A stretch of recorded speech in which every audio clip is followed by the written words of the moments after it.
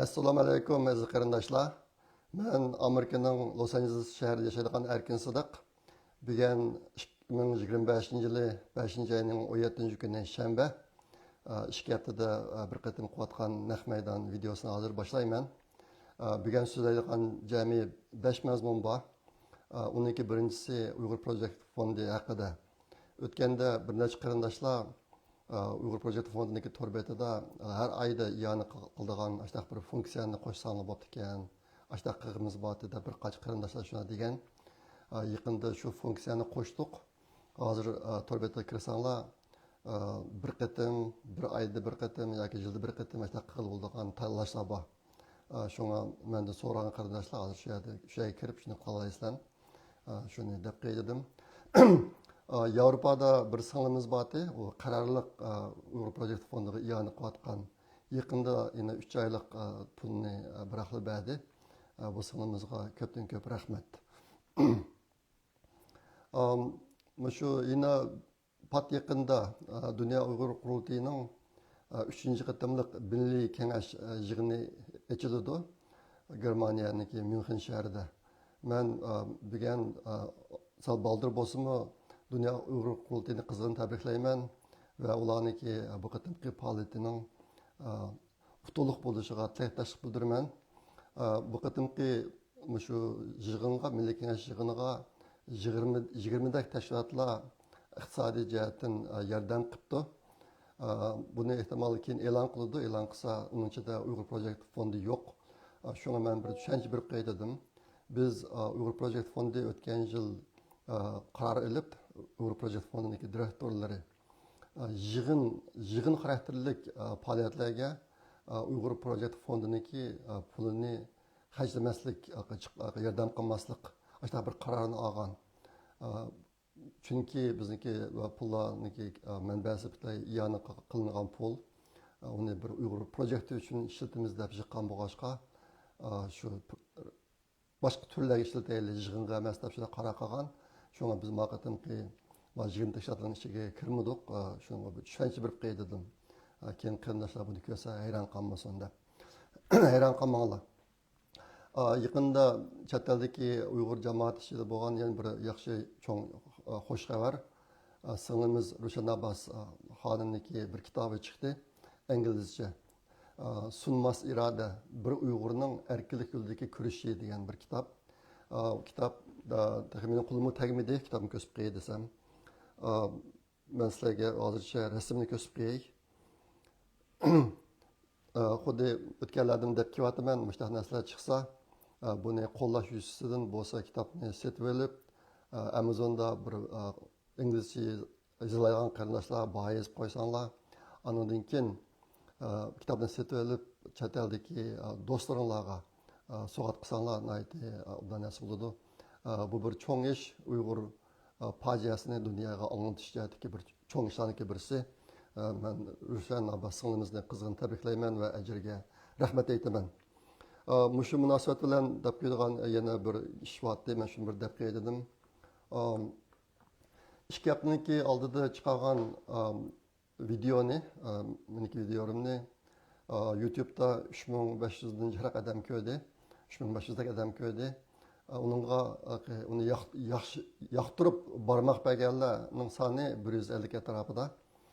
Facebook'dakini 5800 dan ko'p odam ko'rdi.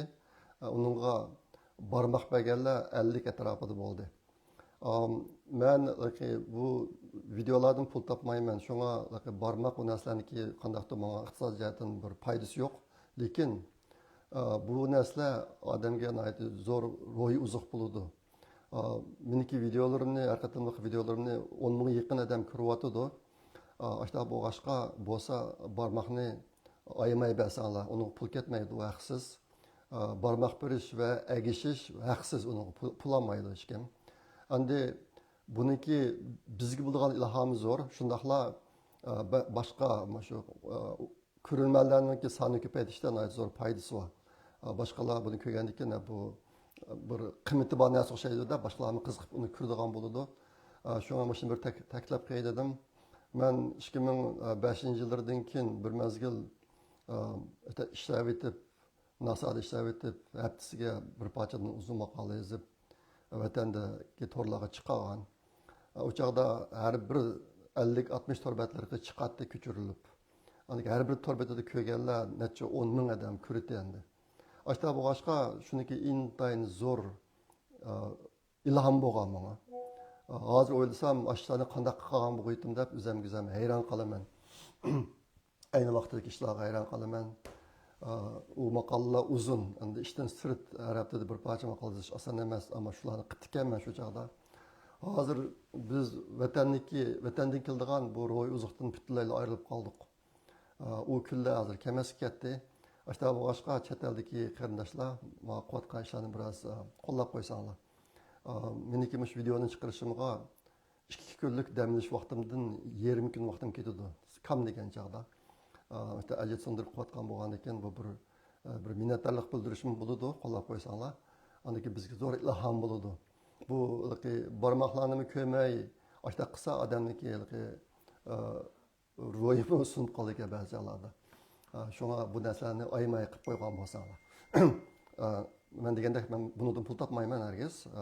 Shu haqsiz bu narsalar. Ammo ilhom bo'ladi. Endi vatanning xabarini nazorat qilib beray.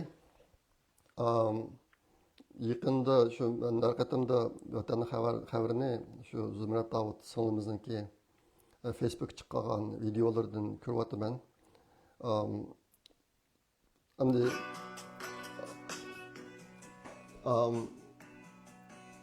u yaxshi xabar yo'q vatandan kelgananda. Ma bir Uyg'ur xonim lagerdan yangi chiqqan o'xshaydi. Shu tuqqanlar bilan yig'ilishib, quchoqlashib kulishgan bir mazmun. Nayte ta'sirli endi. U necha yil yetib, yo'qolib ketib chiqqan bo'g'ashqa qaytadan kulishganda hayajonlanib, indaymiz bu xo'shallik yeshi bo'lamdi yoki azob yeshi bo'lamdi uqilolmaydi, ish qilmasa bir manzara chiqdi. Andan keyin yeni bir videoda yo'qolib ketgan dadasini sig'inish bir narsa chiqdi. Endi nurg'un qarindoshlarniki yaqin urtiqalar yo'qolib ketdi. Ma videoda bir xonim o'ziniki dadasini sig'inib degan gaplar bor ekan.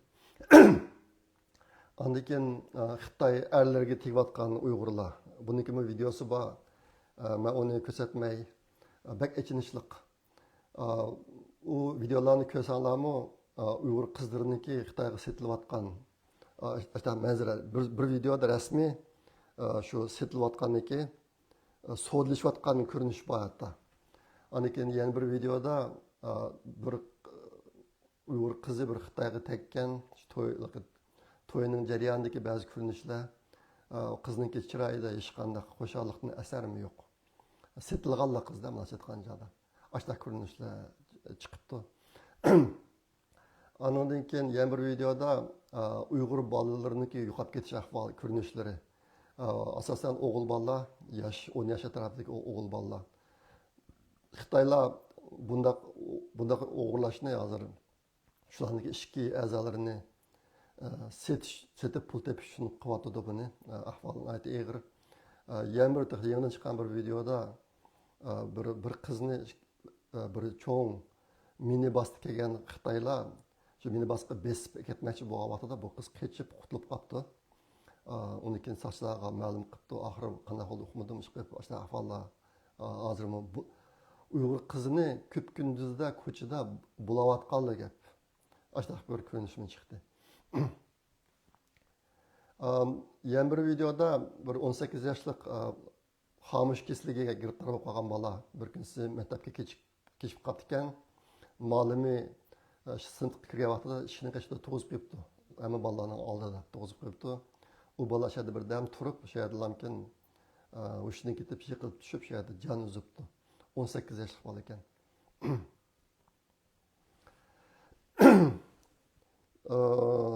Bu meni bir necha videolar bor sizlarga men ko'rsatib qo'yay deb o'ylagan.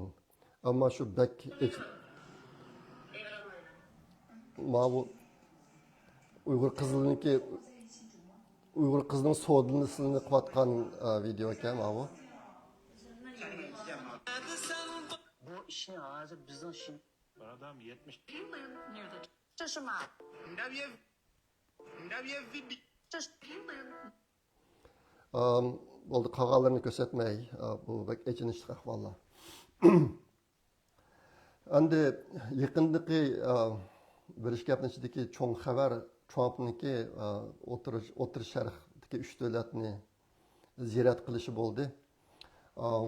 Trump Saudiya Arabiston, Qatar va Birlashma Arab xalifligi shu davlatni ziyorat qildi. Ehtimal uni videolarini ko'rgansizlar. Intayin dag'dug'liq ziyorat bo'ldi bu. Men bu ko'p baxmat ekanman bunday narsalarni.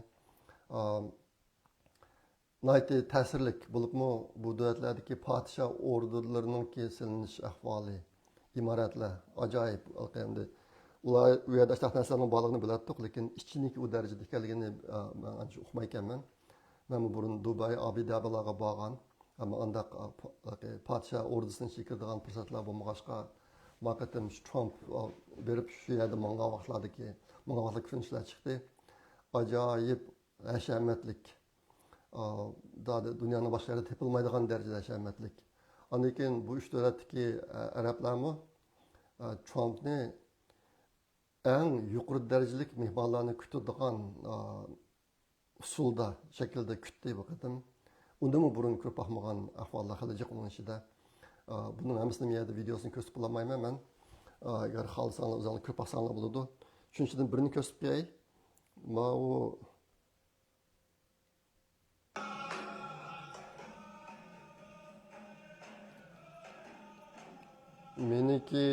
meniki bilishimcha bu Arab Birleşme Arab xalifligiga borgan vaqtidagi narsa.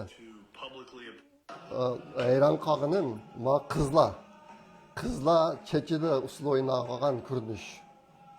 Men buni ko'rib sal hayron qolib dastlabda bu nima deganda endi bu bir musulmon davlat. Müslüman davlat turib baştaqmi ish bo'lamdi deb başta o'ylab qilsam bu aslida nima ekan? Bu yangidan chiqqan usul emas ekan. Mana shu Birlashma Arab xalifligi qurilgan vaqtida, shuni qurgan vaqtidami mushtaq usullar o'ynalgan ekan. Qizlar yalang'ochdoq, chechi uzun, chechida o'ynaydigan ishlar burunda bor ekan, bir an'ana ekan bu. Bu qatim Trumpga yana mushtaq o'yinni qo'ypadi. Odamga darhol hayron qoladigan narsa musulmon ayollari hijobli yuradi odatda. Bular chechi bilan usul o'ynagandan keyin odamni hayron qoldiradi ekan. Ondan keyin Trump Abu Dhabiga berib, u yerdagi masjidning ichiga kirib u yerni ziyorat qildi. Oyog'ini sevitib kiribdi u yerga. Bu g'arib elləriniki bir prezidentniki bu masjidga tunji qatim qadam silishgan endi. Shunga bu bir ajoyib ish bo'ldi. Bu qatim Trumpniki bu safarda qo'lga keltirgan natijalari bek ko'p. Masalan, Saudiya Arabiston bilan 600 milliard dollarlik savdo kelishimi tuzdi. Qatar bilan 243 milliard dollarlik, Birleşme Arab xalifligi bilan 200 milliard dollarlik, hamini qo'shgan chaqda 1 trillion dollardek pul bo'ldi. Trump bilan imzo qo'yilgan savdo kelishimi. Undan boshqa bu üç davlatdan yana Trumpga eg'zoki va'da bergan savdolari bor. Buning ichida Saudiya Arabiston 10 yil ichida 1 trillion dollar pulni Amerikaga mablag' solganligini bildirdi. Qatar 1 trillion 200 milliard dollar, Birleşme Arab xalifligi 1 trillion 400 milliard dollar shunchalik pullarni Amerikaga mablag' solganlar. Bu bergan va'da, jami va'daning miqdori 3,6 trillion dollarga bordi. Bundaq savdo va'dalari, kelishimlari tarixda ko'rib boqmagan. Bu qatim Trump bo'lganda bu mushtaq ajoyib ishlar bo'ldi bu yerda. Amerika'nınki devlet kirimi, yıllık devlet kirimi 30 trilyon dolarga yakın hazır. 30 trilyon dolara yakın. Endi abetin tilga algan asallar, naydı bek çoğun sallar endi. Şoňa bular misli külüp bakmagan. Bunun içinde Saudi Arabistan Amerika'dan 140 milyar dolarlık harbiy qural setip almoqchi bo'ldi. Ondan keyin Boeing aeroplanıdan 30 tane. Birleşme Arap Xalqligi Boeing aeroplanıdan 28 tane. Qatar bo'lsa 210 tane setip almoqchi bo'ldi. Jami buni qo'shgan chog'da 258 Boeing aeroplanı setip almoqchi bu üç davlat. Agar har bir aeroplanni 500 milyon desek, buningki umumiy qiymati 140 milyar dollar bo'ladi. Hozir endi bu üç davlatniki nima uchun biroqlam Trumpni shunday darajada kutib Amerikaga shunday chiq mablag' salmoqchi bo'ladi deganda ular hozir Amerikaniki harbiy jihatdan qo'g'dishiga muhtoj. Ondan keyin ular yana bundan keyin sun'iy aql sun'iy aql texnologiyasi, ondan keyin zamonaviy texnologiya mushsalarga pul xashlab faqat neftga tayinib davlat kirimida faqat neftga tayingan ahvolni o'zgartmoqchi. Arabistondagi arab davlatlaridagi mayna miqdorini ozlab ketdi hozir. Yine qanchalik davom qiladi bilolmaydi. Undan keyin bu davlatlarniki iqtisodiy kirim manbasi uzildi degan gap. Şuna ular hozir bu darajaga berib qolmasda pulni boshqa texnologiyaga mablag' qilib solib tayyorlab qilyotdi. Keyingi zamonga tayyorlab qilyotdi endi.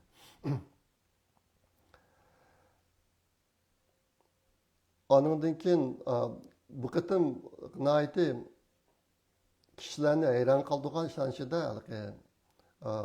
Trump bu uchta davlatga intayin bir xil yiqimliq do'stona pozitsiyada bo'ldi. Bu kishilarni hayron qoldirgani Qatar burun Hamasni qo'llagan. Başta qo'llagan bir davlat, ammo Amerika bu qatim uning ko'ngliga yetib ketmadi. Ko'ngliga yetib ketmadi. Ondan keyin Qatar nimaga Trumpga bir aeroplanni so'g'at qilibdi. Air Force One degan nima. O aeroplan meniki bilishimcha Qatarniki podshosi ishlatgan podsho ordusidagi bir aeroplan ekan, 400 milyon dollar qiymatida. Shu bir aeroplanni nimaga Trumpga so'g'at qilibdi. O'ziniki yaxshi ko'nglini ifodalash uchun. Ondan keyin shu 5-yanın 14-kuni Donald Trump Suriyaniki vaqtliq prezidenti Ahmed al-Shara bilan Riyadda ko'rishdi. Saudiya Arabistonidagi Riyad shahrida ko'rishdi. Bu shu hozirgacha yaqinki 25 yil ichida Suriya bilan Amerikaniki prezidentlarniki tunji qatim ko'rishishi. Meniki bilishimcha bu Ahmed al-Sharaniki qo'l ostida hozir 5 cho'ng harbiy general bor. 5 harbiy qo'shin bor. Buniki birisi Uyg'ur harbiy qo'shini, uning boshlig'i Uyg'ur. Mush Ahmed al-Sharaniki vazirlaridek odamlar bular. Mush Ahmed al-Shara bu qatim Trump bilan ko'rishdi endi. Ondan keyin 5-yanın 13-kuni Trump Suriyaga qaratgan embargolarning hammasini bekor qildi. Bundan keyin Suriyani hamda bir gullangan bir davlat bo'lib qolsin, shu tarafga mansun deb burungi iqtisodiy cheklama jazolarning hammasini bekor qildi. Umumiy qilib aytgan chog'da Trumpniki bu qatim qilgani do'stlarini do'st bo'layotgan odamlarni yeniga tortib dushmanni yolg'iz qoldirish. Mushta bir yo'lni tutdi, bu yerda dushman degan vaqtida Iron va Hamas mushta yolg'iz qoldirish. Ondan keyin Trumpniki bu qatim qilgan ishi Xitoyning O'rta Sharqdagi ta'sirini tozalashda intayin kuchli rol o'ynadi deyishga bo'ladi.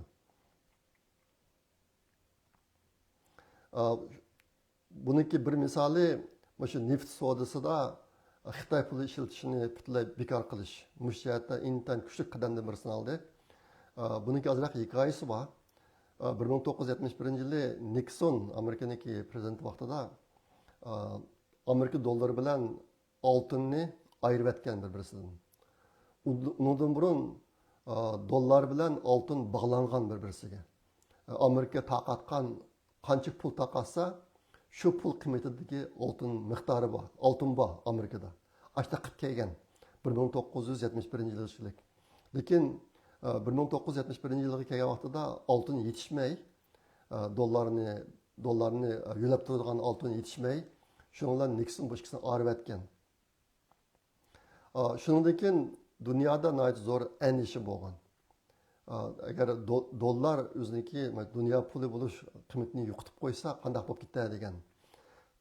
1974-yili Saudiya Arabiston bir qaror chiqarib, neft savdosida faqat dollar bilan ishlatishni qaror qilgan bo'lar. 74-yili. Buni neft dollari deb ataydi, neft dollari. Shu chaqdan boshlab bu dollarni yo'lab turadigan narsa neft bo'lib qolgan. Xitoy 2016-yildan boshlab shu neft savdosida Xitoyniki yuan, Xitoy pulini ishlatish shu yo'lida hali kuchab keldi 2016-yildan boshlab.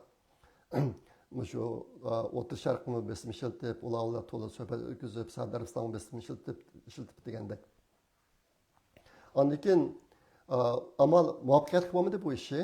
Ashta bo'lib 2022-yilga kelgan chog'da Xitoy biz Xitoy pulini oltin bilan yulaymiz. Biz Xitoy pulini yulagidek oltinimiz bor degan narsani o'tirib chiqarib baqdi. Lekin u Arab davlatlari Saudiya Arabiston ular Xitoyning bu gapiga ishonmadi. Ishonmay dollarni ching turibdi. Shuning bilan ashta kelayotgan endi Xitoy tirishayotgan, lekin Saudiya Arabiston uni rad qilib, Amerika bo'lsa dollarniki dunyo puli bo'lish o'rnini qo'dab qilish yo'lida tirishib kelayotgan. Bu qatimki safarda Xitoy puliniki neft puli bo'lish ehtimolligi butunlay barbod bo'ldi. Bu ish butunlay yo'q edi endi.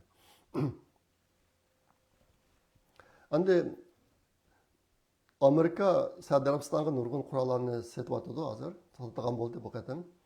Lekin bu qurollar Amerikaniki eng yangi, eng ilg'or tipdagi qurollar emas. O'tirhal qurollar, o'tir saviyadagi qurollar. Sababi nima desanglar, Amerika Arab davlatlaridagi qurollarning saviyasining Isroiliya qurollarining saviyasidan eshib ketishidan ansiraydi.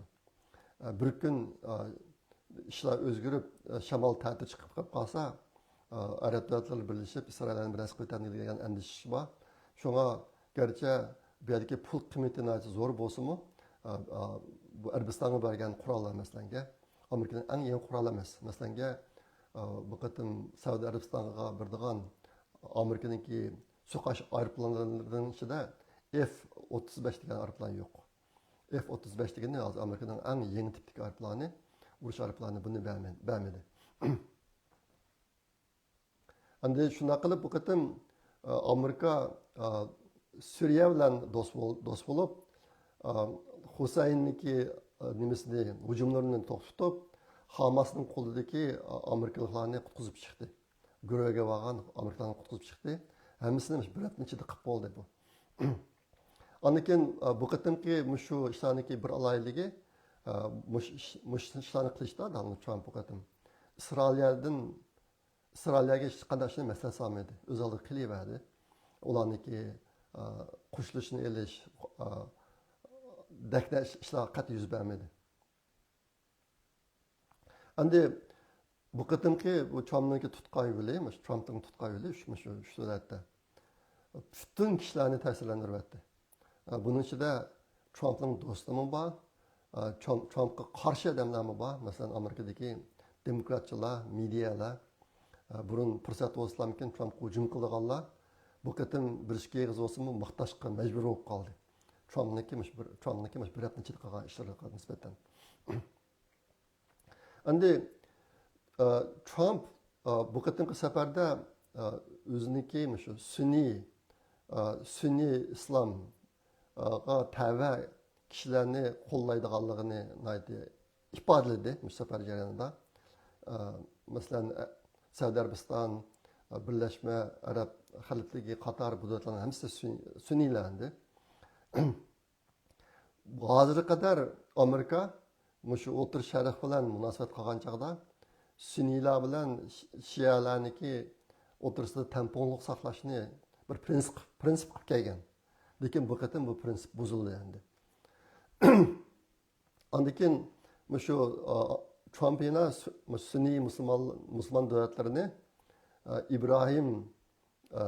İbrahim kelishmasi degan bir kelishimga imzo qo'yishga chaqirdi. Bu kelishim nima desanglar, shu arab davlatlarini Isroiliya bilan diplomatik munosabat o'rnatish. Shu orqali o'rta sharqdagi to'qinishlarga xotim berish. Mushayatda ko'p kuchidi Trump. Nega bo'lsa mushayatni tilga turdi. Hozir bu kelishimni Trump aslida o'tgan qatim prezident bo'lgan vaqtida 2016-yildan 2020-yilgacha shu chog'da o'tirib qo'ygan ekan. Lekin u chog'da u amalga oshmay, maqatim buni o'tirga chiqib, mushtoqlik xili kuchayadi hozir.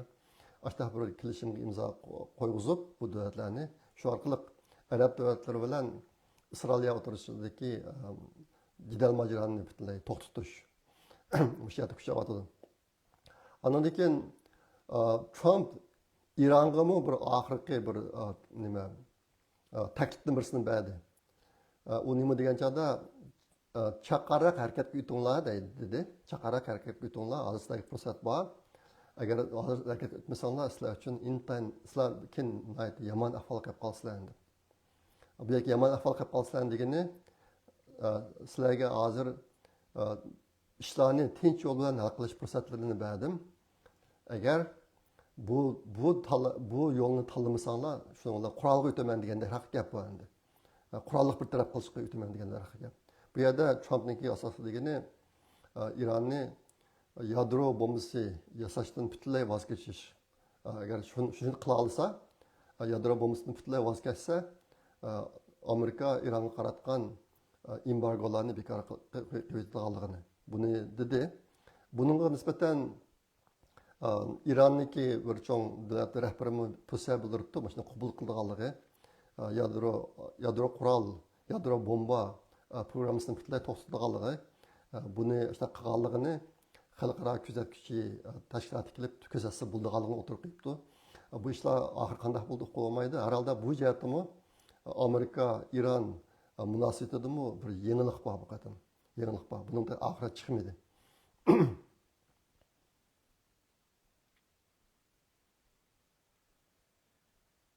Ondan keyin Trump yana Gaza, Palestin'deki Gaza rayoniga qartami ba'zi planlarni o'tirg'a qo'ydi. Masalan, Palestin'deki Gaza rayonini O'rta Sharqdagi Havayga o'zgartirish, ashta bir go'zal sayohat bazasiga o'zgartirish, ashta planlarni o'tirib qo'yib, u yerda bir qism gaplarni davatadi.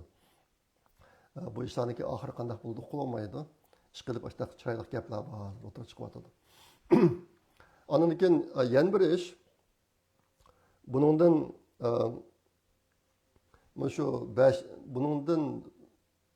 Trump Putin bilan Zelenskiyni suhbat o'tkazishga chaqirgan. Buni Turkiyada qilgan bo'lib, Turkiya sahibxon bo'lib, ashta qilgan bo'lib, cheslosini 15-cheslaga bekitib 5-oynikiga. Ashta qilgan Trump agar shu kirish bo'lib qolsa, unga men o'zimni berishim mumkin deb ham shunday degan. Shunday qilib bu kirishish bo'ldi 15-chesla. 15-chesla kirishish Turkiyada bo'ldi, lekin unga Putin kelmadi. Trump mu bormadi. Putin kelmay, unga o'rta darajalik kishilarni avatibdi. Amerikadan Rubio qatorlar bordi, shu Rossiyadanmi shu o'rta darajalik boshliqlarni avatibdi, Putin o'zi kelmadi. Ashta qilib aslida bir cho'ng tarixiy bir narsa bo'lib qolgan, mana bir ehtimollik yo'q bo'lib ketdi bu.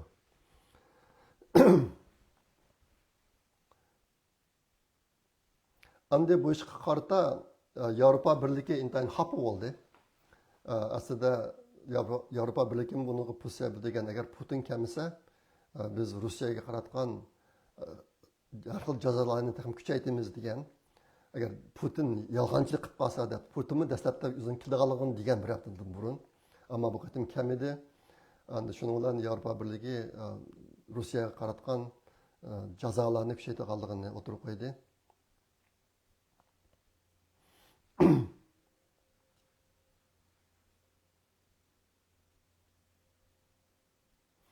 Bu qatimki shu O'rta Sharq ziyoratida Trumpniki ziyoratida Trump yana bir narsani ta'kidladi. U nima degan chog'da Amerikaning O'rta Sharqniki madaniyat va siyosiy tuzum ishlariga aralashmaydiganligi. Hamma millatlarniki o'ziniki an'anaviy madaniyatini saqlashi muhimligini o'tirib qo'ydi. Bu bir yangilik. Agar diqqat qilsanglar, yaqinqi tarixning mobaynida Xitoy dunyoga kommunizmni eksport qilaman deb tirishib kelyotdi. Amerika bo'lsa butun dunyoni o'ziniki siyosiy sistemasiga o'xshash demokratik sistemaga kirgizish mush jihatda nurg'un ishlarni qilib kelayotgan. Bu qatim Trump chiqqandan keyin Amerikaniki dunyoga Amerika ideologiyasini taqitish mana ishlarni olib boradigan USAID degan bir idorani amaldan qoldiryapti. Maqatim O'rta Sharqqa borgan chog'da biz boshqa davlatlarniki madaniyat va siyosiy tuzum ishlariga aralashmaymiz. U jihatdagi tanlash har bir davlat, har bir millatniki o'zining qo'lida degan gaplarni dedi. Bu bir Amerika siyosatidagi zo'r o'zgarish. Endi Uyg'urlar biz yo'liqqan irqiy qirg'inchilik. Shuning bilan Uyg'ur madaniyatimi hozir Sharq Turkistonda yo'qolib ketdi. Endi mush sohada Trumpniki hozirgi pozitsiyasidan foydalanib Uyg'urlar uchun bir qism ishlarni qilg'ili bo'lamdi. Nimishqa deganda Uyg'ur madaniyatidagi dunyo madaniyatiga qo'shgan va qo'shayotgan to'pisi zo'r edi. Hozir Sharq Turkistonda butunlay yo'qolib ketdi bu. Shunga mushu Amerikaniki yangi pozitsiyasidan foydalanib Uyg'urlar uchun bir qism ishlarni qilg'ili bo'lamdi. Uyg'ur tashkilotlarining rahbarlari mush yoqda biroz o'ynab boqsa bo'ladi.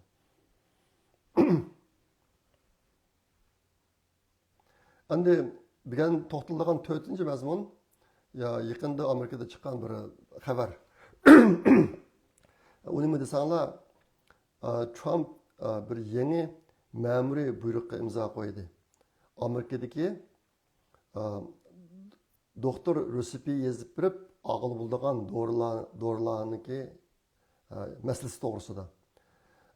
Bu qanday ish desanglar, Amerikaliklar har yili shu doktor yozib berish orqali og'il bo'ladigan dorilarga $400 milliard pul xarjlaydi Amerikaliklar. Bu pul dunyodagi boshqa davlatlarniki hammasi xarjlaydigan pul bilan solishtirgan chog'da ulardan 3 yassida ko'p. Amerika bir davlat dori xarjlaydigan pul boshqa butun dunyodagi qolgan davlatlarga qaraganda 3 yassa ko'p. Nima uchun shunday desanglar, sizga men bir misol ko'rsatay. Elikus degan bir dori bor ekan, masalan, bu dori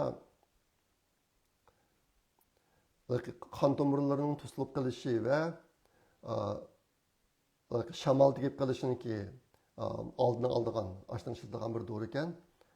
Bu doriniki Amerikadagi bahosi $606 ekan, bir tal dori. $606. Ama Shvetsariyada bu dori $114 ekan, Yaponiyada $20 ekan. Nima uchun bunday bo'ldi desanglar, Amerikada Amerika hukumati va Amerikadagi dori shirkatlari yangi dori bayqash va ishlab chiqarish, dorilarning tadqiqoti va ishlab chiqarish ishlari uchun intayin jiq pul xarjlaydi. Amerika hukumati pul xarjlaydi, har qaysi shirkatlar, dori shirkatlari o'z oldiga nurg'un pul xarjlaydi. Ammo bu dorini sotgan chog'da shu dorini bayqash, taraqqiy qildirish, yasash ishlariga ketgan chiqimlarning hammasini Amerikaliklarga to'lagizadi. Boshqa davlatlarga bo'lsa faqat doriniki ishlab chiqarish xarajatini boshqa davlatlarga ko'targizib, tadqiqot ishlariga ketgan pullarning hammasini Amerikaga to'lagizadi.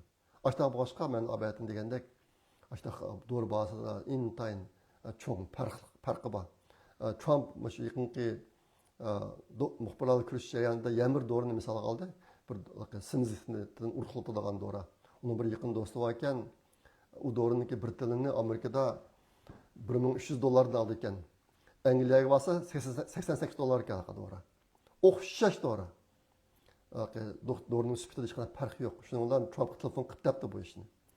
Trumpga bu ish ta'sir qilib, shunga bu ma'muriy mana o'xshash ma'muriy buyruq chiqarishga turtki bo'libdi mushlar. Shunga bu qatimki chiqargan bu ma'muriy buyruqniki ma'nosi nima desanglar, buningdan keyin Amerikaliklar doriga qancha pul xarjlagan bo'lsa, dorining bahasi Amerikada qancha pul bo'lgan bo'lsa, boshqa davlatlarning hammasida Amerikalarning o'xshash bo'lishi kerak. Butun dunyodagi Amerikada chiqqan dorilarniki bahasining ichida Amerikaliklar to'lagan baho o'xshash bo'lishi kerak yoki eng tuni bo'lishi kerak degan ma'muriy buyruqni chiqardi. Bu bir adolatlik, mana shu aytganchada barobarlik bo'ldi. Axloqiy nuqtadan aytganchada bu hech qanday xato ish emas. Abatmaslik degandek Amerikaniki doriga xarjlayotgan puli bak ko'p hozir qadar. Endi bu bir cho'ng xabar bo'ldi. Sababi nima desanglar, bu ish butun dunyoga ta'sir ko'rsatdi. Amerikada dorininki bahasi intayin zo'r darajada tuvallab, masalan 80% dak tuvallab, qolgan davlatlarda dorining bahasi eshib ketishi mumkin. Har 80% eshib ketmasligi mumkin. Nima ish degan chog'da hozir bir Amerika bilan butun dunyodagi qolgan davlatlar o'tirsida tanishish bo'ladi endi. O'sha boshqa qolgan davlatlardagi dorining bahasi unchalar o'sib ketmaydi, lekin burunga qaraganda o'sib ketganligi muqarrar endi. O'sha bir ahvol bo'ldi. Degan deydigan kechiringlar. Degan deydigan 5-xabar Xitoy xabari. Mushu 5-oyda bir ish haftaning oldida, 10 kunlik vaqtning oldida Amerika bilan Xitoy Shveysariyaniki Jeneva shahrida savdo suhbati o'tkazdi. Xitoy boshlamaymiz, qo'rqmaymiz deb bir muncha daplarni jarangishtirib, eng oxiri kelib yana bu yerda suhbat o'tkazdi bular. O'tkazib shu Trumpniki Xitoyga qo'ygan nima yangi chegara beji mushlari to'g'riliq suhbat o'tkazdi bular. Suhbat o'tkazib bundan keyin mayli Xitoy bo'lsin, mayli Amerika bo'lsin, zo'r ilgilash bo'ldi degan narsalarni jakarlashib boshqa qildi. Konkret nima bo'ldi desanglar, bu suhbatda Amerika bilan Xitoy bir-biriga qo'ygan chegara bejidan 115%ni evitadigan bo'ldi. Bu qanday gap desanglar, Amerikaniki Xitoy qo'ygan beji 145%, bu 30%ga tushadigan bo'ldi. Xitoyniki Amerikaga qo'ygan beji 125%, bu 10%ga tushadigan bo'ldi. Bu qatimki suhbatga Amerikadan davlat g'aznisi sekretari Scott Bessent degan kishi qatnashdi. Andikin nima savdo vakili Jamison Greer degan odam qatnashdi. Xitoydan Xitoyniki fuzonisi muavin boshbaqoni Xalifang degan Xitoy qatnashdi. Ashta qilib bu suhbat nihoyatda samimiylik, chunqur va nihoyatda ijobiy ilib berildi degan gaplar o'tirib chiqib ketdi. Endi o'sha gaplar o'tirib chiqib, o'zaro qo'ygan bajni, obatni men degandek 115%dan tuvallatib 90 kun qarab boqmoqchi bo'ldi Amerika. Amerika Xitoyniki ifodasiga 90 kun qarab boqmoqchi. Hozir Amerika qo'ygan qancha shartlarga bo'ysunamdi yo'q deb. Endi bu yerda hozir Amerikaniki Xitoy qaratgan beji 30%ga tushib qoldi degan gapmi bor, 50%ga tushdi degan gapmi bor. Biraz mücmel bu. O'xshamagan odamlardan olsanglar, o'xshamagan gaplarni qiladi. Nimishqa degan chog'da bu yerga kelishning o'zidan bir xil mücmel ekan hozir. Masalan, hozir qilib qolgan 30% baj, Amerikadan Xitoy qo'ygan chegara beji 30%. Buning ichida fentanyl degan zaharlik dori qo'ygan 20% baj bormi, yo'qmi degan gapmi bor. agar u boj buning ichida bo'lmay qolib qolsa, Amerikaning Xitoy qo'ygan beji 50% bo'ladi, 30% emas. Shunga kishilar ikki xil deyotdi, 30%, 50% deb. Bu ikkisining qaysi rost, buni kim bilamiz? Hozircha biroz mujmal.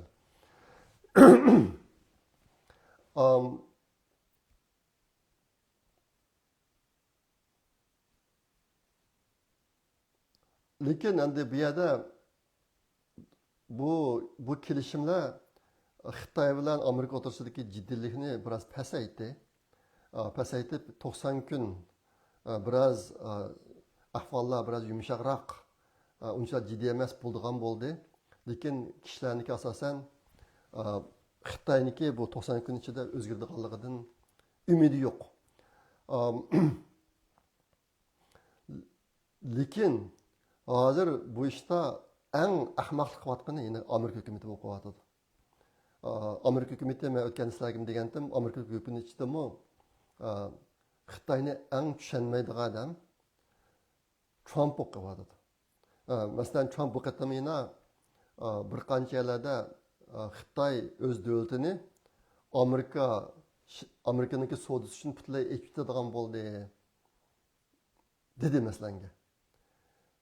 Buni Xitoy hargiz buni jazmlashtirmaydi, biz mana qilmaymiz degan. Sababi nima desanglar, bu mumkin emas. Xitoymi bu qatam shu Amerika bilan mushta kelishimni tuzib, chegara bejiniki aslidagi miqdorini 90 kun kechiktirish mishlarini qilib bo'lgandan keyin bular yana chiqib berib lamkin yana depini dranglashga boshladi. Masalan, fentanyl degan dorining ishi bu Amerikaning masalasi, Jungoning masalasi emas, Xitoyning masalasi emas degan gapni o'tib chiqadi. Ondan keyin nima uchun Xitoyniki o'zining bozorini Amerikaga yetishi mumkin emas desanglar, masalan, birinchisi banka. Xitoy hargiz bankini Amerikaga yetib bermaydi.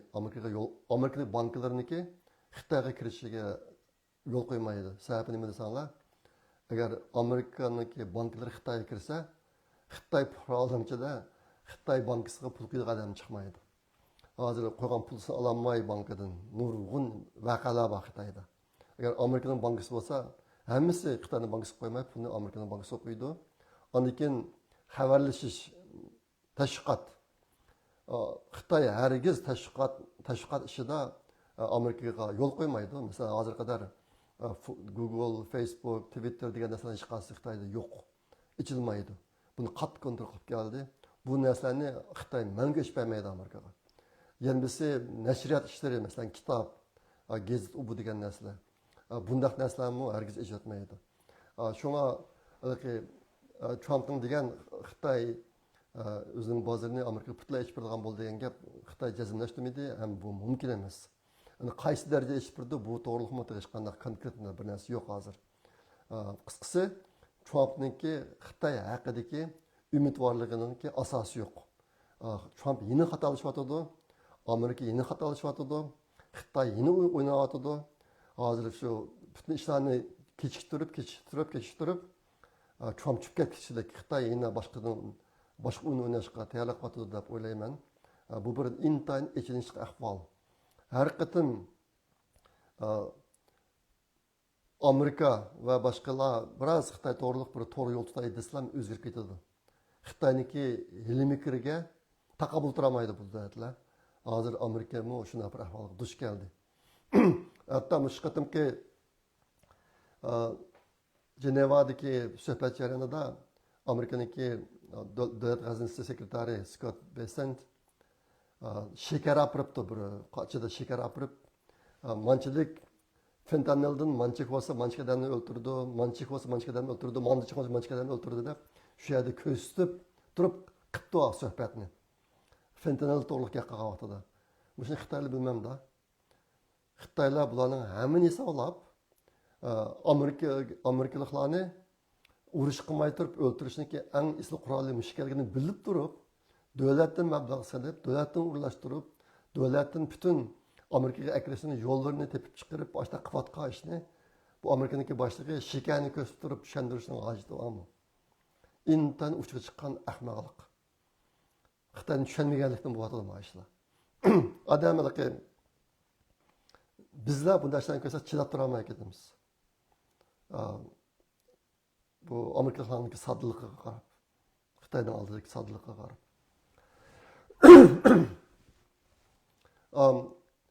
Muşu Xitaylarniki uygulanıp qalğaniki yemir ifadesi yakında Amerika hükümeti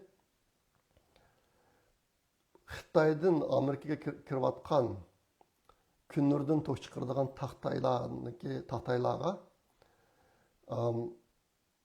taxtaylarga va Xitoydan chiqqan batareya, mana shu kun nuridan chiqqan to'qlarni qachilaydigan batareya. Mushtaq narsalarga Xitoylar bir xil zapchast o'rnatib qo'ygan. Bu nima zapchast desanglar, shu kunlari taxtaydagi uchurlar, batareyadagi uchurlarning hammasini puturli Xitoyga ketadi ekan. Masalan, siz uyingizga shu Xitoyning narsasini o'rnatib, uyingizda qancha to'sh chiqaryapsiz, qanday nimsa qilib, butun mashg'ulotingizni Xitoy bilib turadi ekan. Ashtaq narsani bayqaydi yaqinda. Xitoyda Amerika bilan yaxshilanish jihati hech qanday niyat yo'q. Butun vujudi bilan Xitoyni, Amerikani yo'qotish, Amerikaniki dunyodagi dunyo hukmronlik qilish o'rnini yo'qotib o'tish, uni o'rniga uzib chiqish, birli plani bor bularniki. Shuni Amerika tushunsa bo'ladi. Yaqinda Xi Jinpingniki ikki haroq do'sti, burungi haroq do'stlari ikki ishni pash qildi. Uniki birisi qaysi desanglar, Xi Jinping bir qatim bir kishi bilan harishib o'tirgan vaqtida 1,4 milyard nüfus, Xitoyning nüfusi yeterli emas. Biz dunyoga hukmronlik qilish uchun Xitoy nüfusi 4 milyard bo'lish kerak debdi. Shu so'rinda shu gapni degan odam Yang Hongming deb bir kishi bor, Avstraliyada. Burun Xi Jinping bilan do'stlik o'tgan biroz. Shu odamning degan gapi bu. Xitoy nüfusi 4 milyard bo'lish kerak. Xitoy dunyoga hukmronlik qilish uchun degan gapni degan ekan. Yana bir so'rinda bu sal yoshroq vaqtida deyishgan gapkan, yana bir do'stiga shu bizniki vatanga olib qolgan Gomindanning askarlarimiki ayni vaqtda 49 yildan tutib olib qolgan shu bir qism Gomindan askarlari sovuqdan o'lib ketish ashab bir ahvolga uchrabdi. Nima Xitoyda tutib olgan Gomindan askarlari. Ashab bir ahvol to'liq paranglashib, Xi Jinping bularni bitirib qilishdan keyin eng yaxshi usuli ularni to'ntib o'ldirish degan gapni dedi.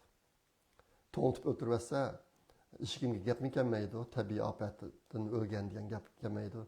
Deb qishidagi odam uning qo'shilmay ikkisi musishib qilish darajasiga berib qolgan ekan. Ashtab berib qolgan ekan, bu odam shu chog'dagi mushkatni qilgan odam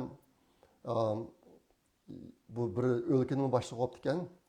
O'tganda o'sha odamni tutib ketibdi. Tutib ketib o'lim jazosi berganmi, o'sha qilib yoki mangulik ömürlük turum cezası vermiş bir ötüptü.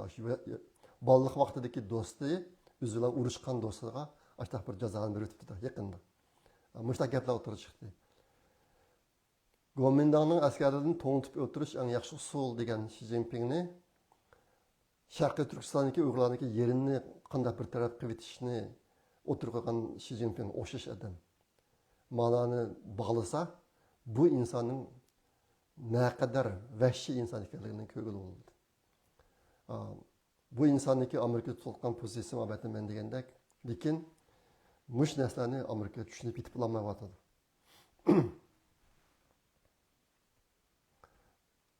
Endi yaqinda chiqqan yana bir xabar, bu Xitoy xabariga oid mazmun. Yevropa birligininki Beijingdagi bir vakili, uning ismi Marjut Xanoninkan degan kishi yaqinda bir Beijingda ochilgan bir yig'inda so'zlab Yevropaning Xitoy bilan bo'lgan komprehensiv universal umumiy kelishim buni tirildirish niyati yo'q debdi. Yevropaning buni tirildirish niyati yo'q debdi. Bu nima desanglar,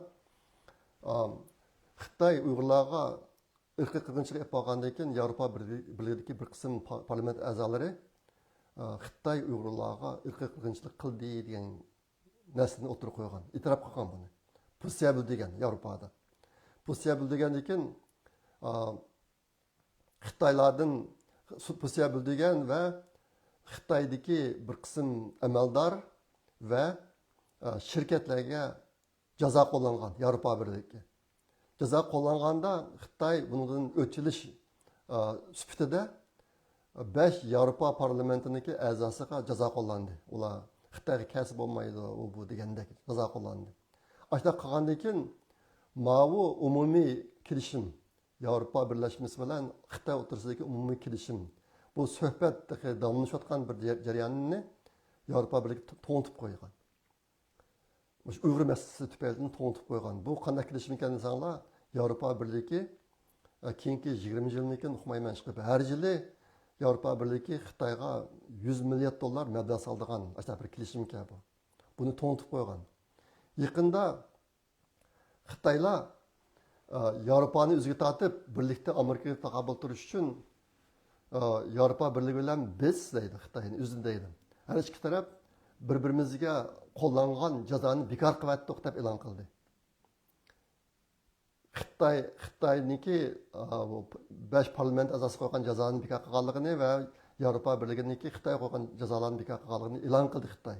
Lekin Yevropa Birligi bu jihatda hech qanday pusiya bildirmagan. Bu faqat Xitoyning gapi bo'lib qolgan. Maqatim Makishiniki gapidan qaraganda u ishlar unday emas ekan. Xitoylar yolg'onchilik qilibdi. Yevropa Birligi erib ketmabdi bu ishlar to'g'riliq. U nima umumiy kelishimi, kelishimning ishimi qayta o'tirib chiqmabdi. Kun tartibga kirmabdi. Endi Xitoyda hozir Xi Jinpingniki Xitoydagi bir qism boshliqlarni tutish ishi yenilam davomlashyapti. Yaqinda Xi Jinping o'lka darajalik boshliqlardan yana bir qanchasini tutdi. Masalan, Ningxia o'lkasiniki Ningxia Abnurayindan 3 o'lka darajalik rahbarlarni qo'lga oldi. Bu ishlar hozir Xi Jinpingniki keyingi partiya qurultayı 21. qurultayda davomliq huquq tutish 4-chi qatim yana huquq tutish plani bor. Shu planni amalga oshirish uchun o'zini qo'llanmaydigan odamlarni davomliq tutyapti. Bu tutish bundan bu 21. qurultaygacha davomlashishi mumkin. Ba'zi kishilar asta farazni o'tirib qo'yapti. Shunga bu ishlar davomliq davomlashyapti. Oldingi bir qancha kun ichida bo'lgan yana bir yangi ish Beijing universitetidagi bir muavin professori Zhang Yingjie degan bir ayol professor ekan, bu Amerikada doktorlik unvoni olgan. Bir professor bo'lgan ekan. Bir maqola yozib Xi Jinpingga qarshi Xitoyda siyosiy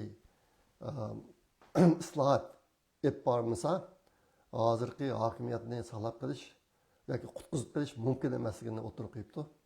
Yaqinda mana shunaqa maqolalar ancha chiqyapti. Buning oldida yana ikki odamniki bir maqola chiqqan. Bu shu Xi Jinpingniki hozirgi siyosatlarga qarshi Xitoyda islohot etirish, siyosiy islohot etirish haqida bir ahvoldan chiqdi o'tgan hafta. Albatta bu hargiz Xitoychada bir dog'dug'liq o'zgarish bo'lgan bir darajaga olib bormaydi. Lekin mana ancha bir narsalar mixlab chiqyapti. Shuna qilib bugun men so'ragan mazmunlar shu. Albatta men deganda kamar talab qo'yay, agar meniki videoimni yaxshi ko'rsanglar, barmoq bir qo'yinglar. Uni pul ketmaydi bekor, haqsiz. Shu orqali qo'llab qo'yinglar, ilhom bo'ladi. Bizningki ro'y o'zimiz bek ozayib ketdi hozir. Vatandagi yiltizimiz butunlay qurib ketdi, uzilib qoldi. Shuni chet eldagi Uyg'urlar bir-birimizni qo'llaylik. Shuni buni sizlarga yana qatim deb qo'y. Ma'qul amsa bo'ladi, kelar qatim ko'rishga omon bo'linglar. Xayr xo'sh, Allohga omonat.